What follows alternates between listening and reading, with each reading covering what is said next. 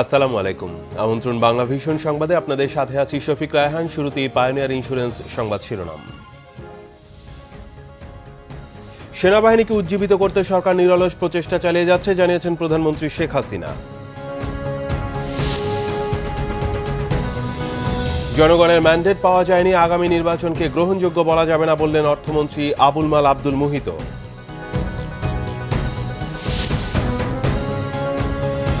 কোনো অবস্থাতেই ৫ জানুয়ারি নির্বাচন হবে না, এর আগেই চরম আন্দোলন অভিমত বিএনপি নেতাদের। কাল গণমাধ্যমের সামনে আসছেন খালেদা জিয়া। সারা দেশে চলছে ১৮ দলের অবরোধের তৃতীয় দিন, কঠোর অবস্থানে আইন শৃঙ্খলা বাহিনী।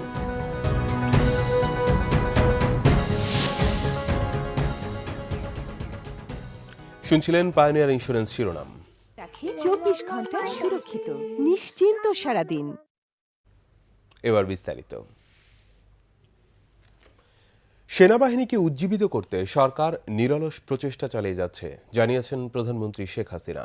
গতকাল সেনাবাহিনীতে অত্যাধুনিক কামান, মিসাইল, সাজোয়াজান ও সরঞ্জামাদি হস্তান্তর অনুষ্ঠানে তিনি বলেন, সশস্ত্র বাহিনীকে আরও শক্তিশালী করা হবে।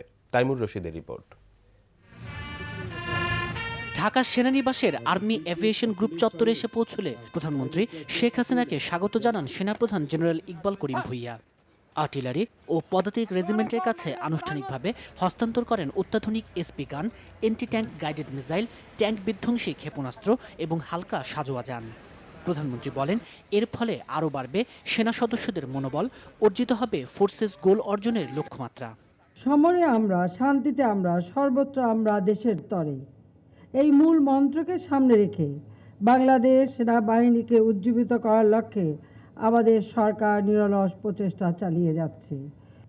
২০৩০ সালের মধ্যে আমরা এই সশস্ত্র বাহিনীকে আরও শক্তিশালী করব, সেটাই আমাদের লক্ষ্য। শেখ হাসিনা বলেন, নাগরিক অধিকার নিয়ে মানুষ বাঁচবে, সেই লক্ষ্য নিয়ে কাজ করে যাচ্ছে সরকার। আমাদের দেশের প্রতিটি মানুষের গণতান্ত্রিক অধিকার প্রতিষ্ঠিত করা, আর্থসামাজিক উন্নত করা এবং আর্থসামাজিকভাবে আমরা দেশকে এগিয়ে নিয়ে যেতে চাই। শিগগিরই সেনাবাহিনীর জন্য আরও আধুনিক সমরাস্ত্র কেনা হবে বলেও জানান প্রধানমন্ত্রী শেখ হাসিনা। তাইমুর রশিদ, বাংলা ভিশন, ঢাকা। আগামী নির্বাচনকে গ্রহণযোগ্য মানতে নারাজ স্বয়ং অর্থমন্ত্রী আবুল মাল আব্দুল মুহিত। তিনি বলেছেন, এতে জনগণের ম্যান্ডেট পাওয়া যায়নি, তবে বিরোধী দল অবরোধের নামে দেশের যে ক্ষতি করছে তা বন্ধ করা উচিত। নির্বাচনের কারণে সরকার নাশকতা বন্ধে কঠোর না হলে ৫ জানুয়ারি পর পরিস্থিতি শান্ত করা হবে বলে মন্তব্য করেন অর্থমন্ত্রী। আরও জানাচ্ছেন মাহফুজুর রহমান। ঢাকায় নিযুক্ত কানাডিয়ান হাই কমিশনার হিদার ক্রুডেনের সাথে সচিবালয় বৈঠকে আগামী নির্বাচন নিয়ে কথা বলেন অর্থমন্ত্রী। নির্বাচন নিয়ে প্রধান দুই জোটের মধ্যে সমঝোতা না হওয়ায় নিজের আশঙ্কার কথা তুলে ধরেন কানাডিয়ান হাই কমিশনার। জবাবে অর্থমন্ত্রী জানান, এই নির্বাচন শুধু সাংবিধানিক ধারাবাহিকতা রক্ষার জন্য। সমঝোতা হলে ৫ জানুয়ারির পর হবে একাদশ জাতীয় সংসদ নির্বাচন, তবে কবে হবে ওই নির্বাচন তা এখনও ঠিক হয়নি বলে জানান অর্থমন্ত্রী। এটা তো আমরা নিজেরাই বলছি এটা কিরকম ধরনের নির্বাচন। এক নম্বর হলো লেস দ্যান 50% এরিয়াতে নির্বাচন হচ্ছে, ২ নম্বর হচ্ছে বড় বড় দল তাতে অংশগ্রহণ করছে না। সুতরাং এটা তো নির্বাচন সেরকম কিছু না। এই নির্বাচন তো ভোটার ছাড়া নির্বাচন হয়ে গেল, এটা গ্রহণযোগ্য নির্বাচন নয়। আমার মাননীয় প্রধানমন্ত্রী ইতিমধ্যেই বলে দিয়েছেন যে তিনিও মনে করেন যে এই ভোটে ম্যান্ডেট পাওয়া যায়নি। মুহিত বলেন, আন্দোলনের নামে বিরোধী জোটের তৎপরতা কোনোভাবে মেনে নেওয়া যায় না। আগামী নির্বাচনের পর জামায়াতকে সন্ত্রাসী দল ঘোষণা করতে মন্ত্রিসভায় প্রস্তাব দেবেন বলেও জানান তিনি। নির্বাচনী পরিবেশটা বজায় রাখার জন্য কঠোর ব্যবস্থা গ্রহণ অবশ্যই বিঘ্নিত হচ্ছে। এই অবরোধ এটা has to be stopped as quickly as possible. এবং আমার টার্গেট হলো যে ৫ তারিখে তো এটা একটা প্রশমিত হবে। জনগণ অবরোধ কর্মসূচিকে প্রত্যাখ্যান করেছে দাবি করে অর্থমন্ত্রী জানান, এর ফলে অর্থনীতির যে ক্ষতি হয়েছে তা পুষিয়ে নেওয়া অসম্ভব। মাহফুজুর রহমান, বাংলা ভিশন, ঢাকা। তবে সাবেক স্বরাষ্ট্রমন্ত্রী মহিউদ্দিন খান আলমগীর বলেছেন, বিএনপি এবং বিদেশি পর্যবেক্ষকরা নির্বাচনে না এলেও কোনো অপূর্ণতা থাকবে না। গতকাল প্রধান নির্বাচন কমিশনার কাজী রকিবউদ্দিন আহমেদের সাথে দেখা করে তিনি একথা বলেন। কোনো একটি বিশেষ দল যে দলের এখন সমকালীন সংসদে প্রতিনিধিত্ব শতকরা 10 ভাগের চেয়ে কম, তারা যদি কোনো কারণে গোস্বা করে এই নির্বাচনে না আসেন, তাদের জন্য এই নির্বাচন অপূর্ণাঙ্গ হবে, এই ধরনের কোনো উপসংহারে পৌঁছাতে কোনো সঙ্গত কারণ আমরা দেখি না। সাহেব বলুর যদি না আসে কিংবা কেতাবের ভাষায় কেউ এসে যদি আপনাকে সাবাসী না দেয়, তাহলে আপনার সকল কাজ যে অগ্রণী হবে এরকম বিশ্বাস করার কোনো হীনমন্যতা তো আমাদের নাই। কোনো অবস্থাতেই 5 জানুয়ারি নির্বাচন হবে না, এর আগেই চরম পর্যায়ে যাবে আন্দোলন, সরকার বাধ্য হবে সমঝোতায় পৌঁছতে। এমনই আভাস দিলেন বিএনপি চেয়ারপারসন বেগম খালেদা জিয়ার 2 উপদেষ্টা অ্যাডভোকেট খন্দকার মাহবুব হোসেন ও ইনাম আহমেদ চৌধুরী। এদিকে আগামীকাল গণমাধ্যমের সামনে আসতে যাচ্ছেন বেগম জিয়া। চলমান সংকট ও রাজনৈতিক পরিস্থিতি নিয়ে কাল সংবাদ সম্মেলন করবেন তিনি। মাহমুদ আরিফের রিপোর্ট। নির্বাচন কমিশনের তফসিল অনুযায়ী 5 জানুয়ারি 10ম জাতীয় সংসদ নির্বাচন। এই নির্বাচনে নেই প্রধান বিরোধী দল বিএনপির নেতৃত্বাধীন 18 দলীয় জোট। এই তফসিল বাতিল করে নির্দলীয় নিরপেক্ষ সরকারের দাবিতে চলছে তাদের লাগাতার আন্দোলন। এই নির্বাচনকে একতরফা প্রহসন, যাত্রীবিহীন ট্রেন ইত্যাদি নামে আখ্যা দিচ্ছে বিরোধী দল। গ্রহণযোগ্য একটি নির্বাচনের জন্য বিরোধী দলের আন্দোলনের তাৎপর্য তুলে ধরেন বিএনপি চেয়ারপারসনের 2 উপদেষ্টা। দেশের সামগ্রিক ভবিষ্যৎ নিয়ে ছেলে খেলা বা এই ধরনের মেয়ে খেলা আমরা খেলতে দিতে পারি না। এই যে একটা ফেক দশম নির্বাচন, এটা কোনো দশম নির্বাচন নয়। সুতরাং দশম নির্বাচন ছেড়ে আমরা একাদশ নির্বাচনের কিসে আলোচনা করব? কোথায় দশম নির্বাচন, কোথায় দশম সংসদ? এটাই আমাদের প্রশ্ন। একটা শূন্যে জুড়ে থাকলে তো হবে না। সমঝোতা যদি হতে হয়, এই দশম যে সংসদ আছে, এই সংসদে যে নির্বাচনীয় তফসিল দেওয়া হয়েছে সেটাকে বাতিল করতে হবে। সময় থাকতে সরকার এই অবাস্তব নির্বাচন থেকে সরে আসবে, এখনো সেই আশা ছাড়েননি অ্যাডভোকেট খন্দকার মাহবুব হোসেন ও ইনাম আহমেদ চৌধুরী। নইলে বেগম জিয়া চূড়ান্ত পদক্ষেপ নেবেন বলেও হুঁশিয়ারি দিয়েছেন তারা। আক্ষরিক অর্থে তিনি নামবেন, এবং শুধু আক্ষরিক অর্থে তিনি নামবেন না, বাংলাদেশের জনগণকেই নামতে হচ্ছে। দশম সংসদের নির্বাচন কোন অবস্থায় 5ই জানুয়ারি হবে না। 18 দলের নেত্রী অবশ্যই এমন কোনো পদক্ষেপ গ্রহণ করবেন, সেই পদক্ষেপ হবে শেষ পদক্ষেপ, এবং সেই পদক্ষেপে গ্রহণযোগ্য একটি নির্বাচন করার অবশ্যই তারা ভূমিকা রাখবেন। মঙ্গলবার সংবাদ সম্মেলনে কি ঘোষণা দেবেন বিরোধী দলীয় নেত্রী, আর 10ম জাতীয় সংসদ নির্বাচনকে ঘিরে দেশের পরিস্থিতিই বা শেষ পর্যন্ত কোন দিকে মোড় নেয়, সেই অপেক্ষা থেকেই যাচ্ছে। মাহমুদ আরিফ, বাংলা ভিশন, ঢাকা। এদিকে বিএনপির স্থায়ী কমিটির সদস্য নজরুল ইসলাম খান বলেছেন, সরকারের সদিচ্ছা থাকলে এখনও সমঝোতা সম্ভব, প্রয়োজনে সংবিধান সংশোধন সম্ভব বলে মনে করেন তিনি। গতকাল এক সংবাদ সম্মেলনে এই মন্তব্য করেন নজরুল ইসলাম খান। বিরোধী দলের ডাকা 5ম দফা অবরোধের 2য় দিনের পরিস্থিতি তুলে ধরতেই এই সংবাদ সম্মেলনের আয়োজন করা হয় বিএনপি চেয়ারপারসনের গুলশান কার্যালয়ে। এতে নজরুল ইসলাম খান বলেন, অন্যায়ভাবে ক্ষমতায় টিকে থাকতে সরকার রাষ্ট্রীয় বাহিনীকে ব্যবহার করছে। এদিকে গতকাল গুলশানের একটি হোটেলে বিদেশি কয়েকজন কূটনীতিকের সাথে বৈঠক করেছেন বিএনপির ভাইস চেয়ারম্যান শমসের মবিন চৌধুরী ও চেয়ারপারসনের উপদেষ্টা সাবিউদ্দিন আহমেদ।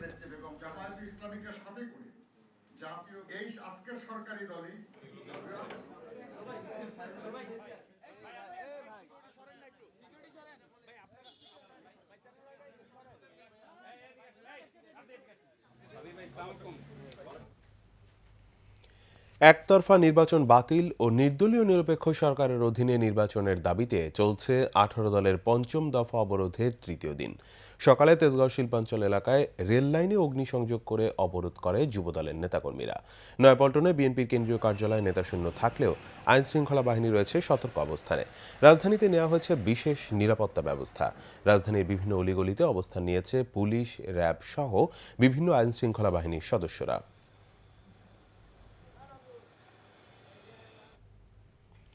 বিশেষ সংবাদ।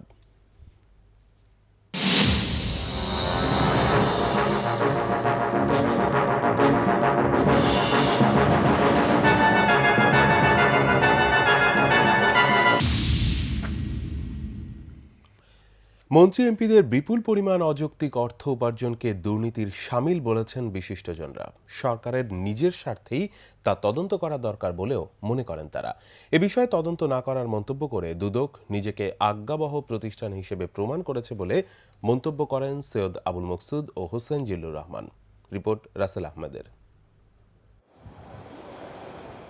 মাত্র 5 বছরে আয় ও সম্পদে আঙুল ফুলে কলাগাছ হয়েছেন সরকারের অনেক মন্ত্রী এমপি। এ চিত্র কেবল নির্বাচন কমিশনে দেয়া নিজেদের তথ্য অনুযায়ী। কক্সবাজার 4 আসনের আওয়ামী লীগ এমপি আব্দুর রহমান বদির বর্তমান আয় 7.5 কোটি টাকা। 2008 সালে ছিল 10.5 লাখ টাকা। 5 বছর আগের তুলনায় যা 351 গুণ বেশি। বদির আয়ের প্রধান উৎস উল্লেখ করা হয়েছে ব্যবসা। কম যাননি সাবেক গৃহায়ন ও গণপূর্ত প্রতিমন্ত্রী আব্দুল মান্নান খান। 5 বছরে তার সম্পদ বেড়েছে 105 গুণ। বর্তমানে 11 কোটি টাকা সম্পদের মালিক তিনি। বন ও পরিবেশ মন্ত্রী হাসান মাহমুদ ও তার স্ত্রীর 2008 সালে আয় ছিল 19 লাখ টাকা। 5 বছরের ব্যবধানে এই দম্পতির প্রদর্শিত বার্ষিক আয় 2 কোটি 18 লাখ টাকা। স্থানীয় সরকার প্রতিমন্ত্রী জাহাঙ্গীর কবির নানকের সম্পদ বেড়েছে প্রায় 10 গুণ। নানক দম্পতির প্রদর্শিত বর্তমান সম্পদ 8 কোটি 15 লাখ টাকা প্রায়। 10 গুণ বেড়েছে ঢাকা সাংসদ ব্যারিস্টার ফজলে নূর তাপসের আয়। 5 বছর আগে যা ছিল 22 লাখ টাকা। তালিকায় আছে সরকারের অনেক মন্ত্রী এমপির নাম। আয়ের উৎসের সাথে যা সঙ্গতিপূর্ণ নয় বলে মন্তব্য করেন তত্ত্বাবধায়ক সরকারের সাবেক উপদেষ্টা হোসেন জিল্লুর রহমান। সঙ্গতিপূর্ণ নয়, এটা তো খুব পরিষ্কার পত্রপত্রে দেখা গেছে। কিন্তু এটা সূত্র ধরে আমরা যেটা বলতে চাই, শাসন সংস্কৃতিতে যে আমাদের নৈতিক অধঃপতন, তার একটা দৃষ্টান্ত হিসেবে এটা দেখাই দিচ্ছে। কলামিস্ট সৈয়দ আবুল মকসুদ মনে করেন অসঙ্গতিপূর্ণ উপার্জনই দুর্নীতির ইঙ্গিত দেয়। বৈধভাবে এত সম্পদ এত অল্প সময়ের মধ্যে অর্জন করা সম্ভব না। এদের এইভাবে সম্পদ আহরণ একটা নির্লজ্জ দুর্নীতির ভিতরে পড়ে। তবে দুর্নীতি তদন্তকারী সংস্থা দুদক বলছে নির্বাচনের সময় এ বিষয়ে তদন্ত করলে ঝামেলা বাড়বে। তাই কেউ অভিযোগ না করলে এ নিয়ে মাথা ঘামাতে চান না তারা। আর কোনো বিশৃঙ্খলা সৃষ্টি করার পক্ষে না দুদক। বিশ্লেষকরা বলছেন দুদকের এমন মন্তব্য আজ্ঞাবহ ও দায়িত্বহীনতার পরিচয়। সর্বক্ষেত্রে আমরা দেখছি আজ্ঞাবহ মানসিকতা, যে ক্ষমতাসীনদের আমাদের রক্ষা করতে হবে। এবং এক অর্থে দুর্নীতি দমন কমিশন দুর্নীতিকে উৎসাহিত করছেন। দুর্নীতি দমন কমিশন যে এর কাজ হলো দুর্নীতি দমন করা, কিন্তু এখন তো দেখা যাচ্ছে যে তারা ক্ষমতাসীনদের দুর্নীতির এক ধরনের পৃষ্ঠপোষকে পরিণত হয়েছেন। নিরপেক্ষতার স্বার্থে অবশ্যই প্রার্থীদের আয়ের গ্রহণযোগ্য তদন্ত জরুরি বলে মন্তব্য এই বিশিষ্টজনদের। রাসেল আহমেদ, বাংলা ভিশন, ঢাকা। নিচ্ছি স্বপ্নধারা আবাসন সংবাদ বিরতি, সাথেই থাকুন। ফিরে এসে থাকছে সংঘবদ্ধ চক্র গোপীবাগে 6 জনকে জবাই করেছে। ধর্মীয় উন্মাদনা ও অর্থ সম্পত্তির বিরোধী মূল কারণ ধারণা গোয়েন্দাদের। নির্বাচনে যাওয়া না যাওয়া নিয়ে বিভ্রান্তিতে জাতীয় পার্টি, মন্তব্য প্রেসিডিয়াম সদস্য কাজী ফিরোজ রশিদের।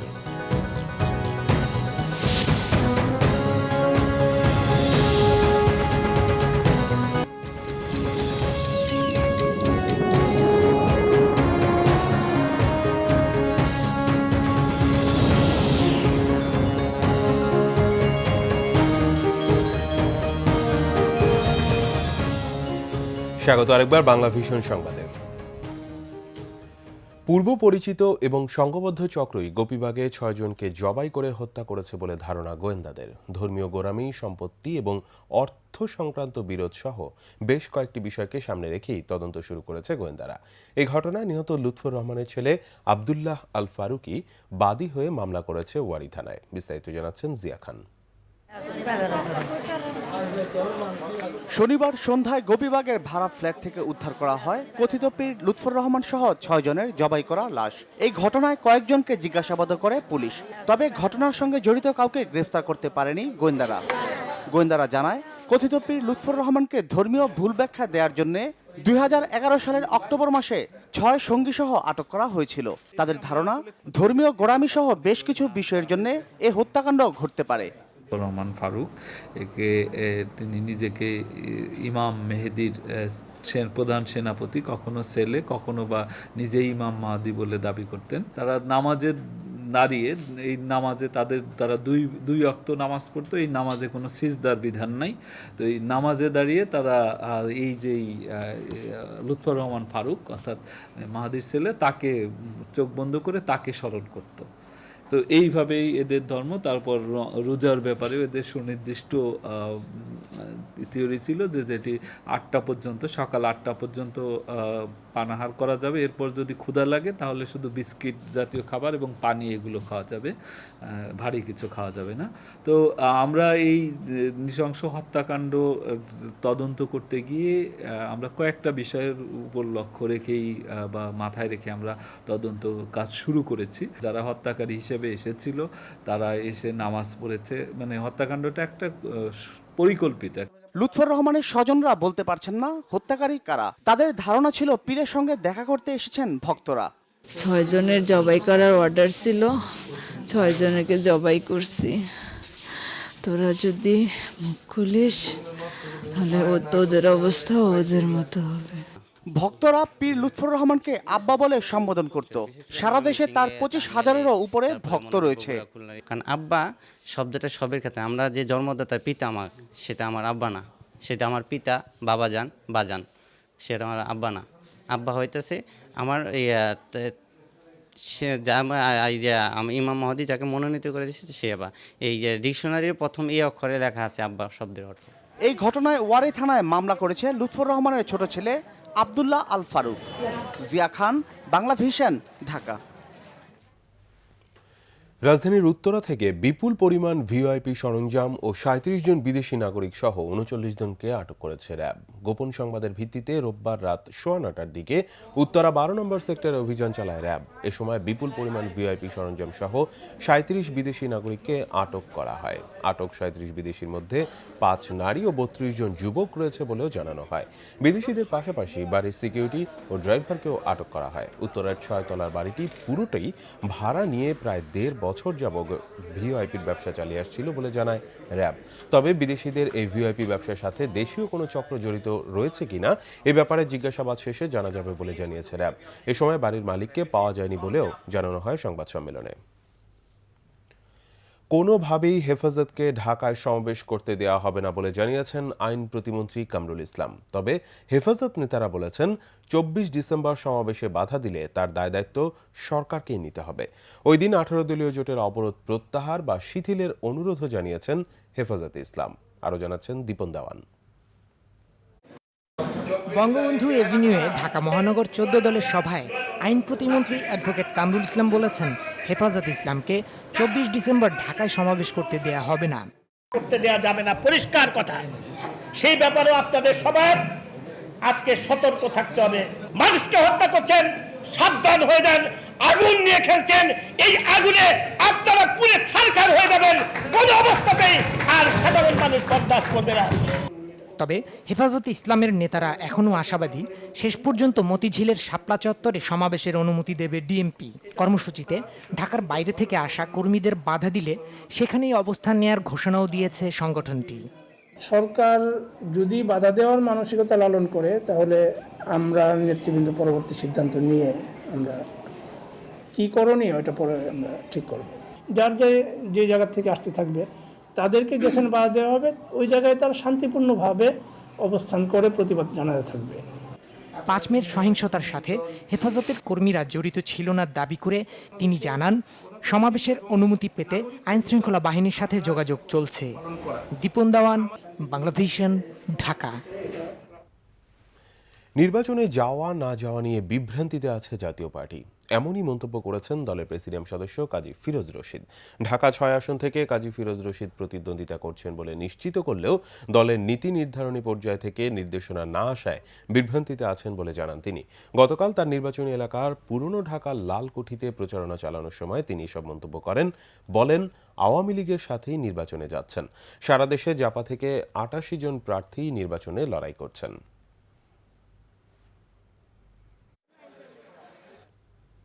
আমিন জুয়েলার্স আন্তর্জাতিক সংবাদ।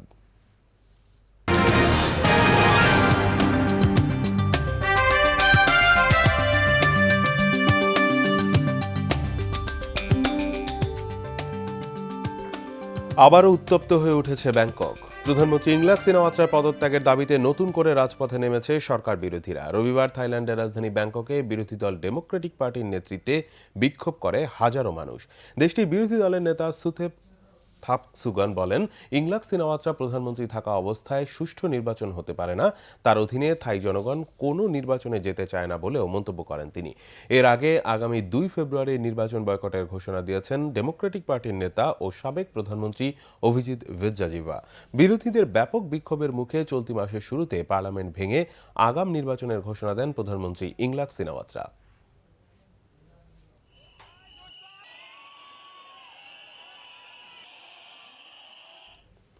এবার ক্লেমন খেলার সংবাদ।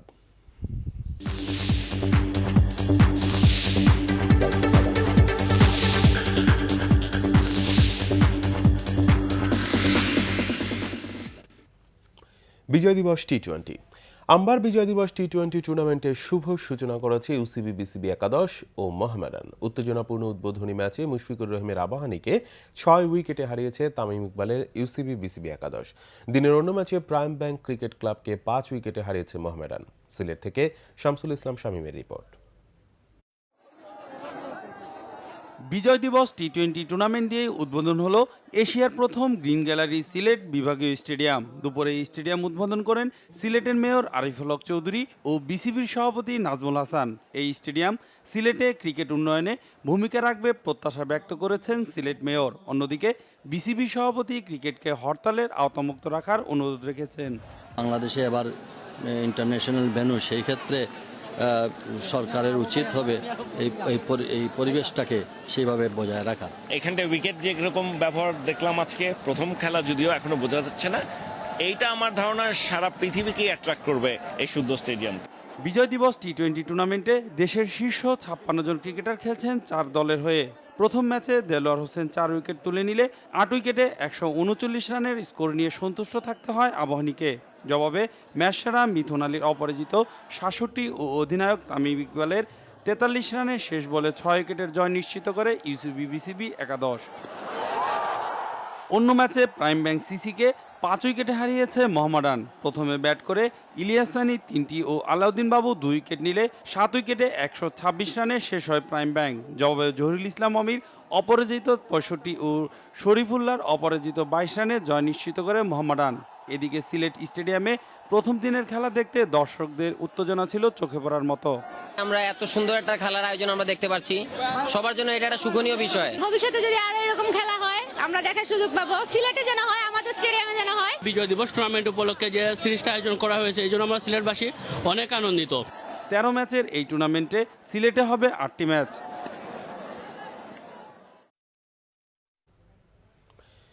সংবাদ শেষ করব পায়োনিয়ার ইন্স্যুরেন্স সংবাদ শিরোনামগুলো আরেকবার জানিয়ে। সেনাবাহিনীকে উজ্জীবিত করতে সরকার নিরলস প্রচেষ্টা চালিয়ে যাচ্ছে জানিয়েছেন প্রধানমন্ত্রী শেখ হাসিনা।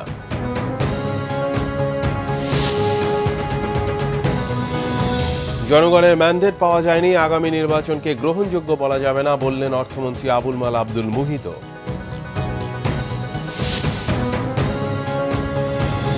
কোনো অবস্থাতেই 5 জানুয়ারি নির্বাচন হবে না, এর আগেই চরম আন্দোলন অভিমত বিএনপি নেতাদের। কাল গণমাধ্যমের সামনে আসছেন খালেদা জিয়া। সারা দেশে চলছে 18 দলের অবরোধের 3য় দিন, কঠোর অবস্থানে আইন শৃঙ্খলা বাহিনী।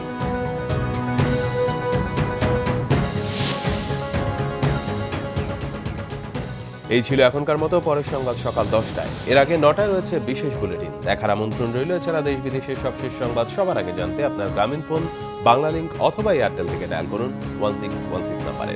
এতক্ষণ সঙ্গে থাকায় ধন্যবাদ সবাইকে।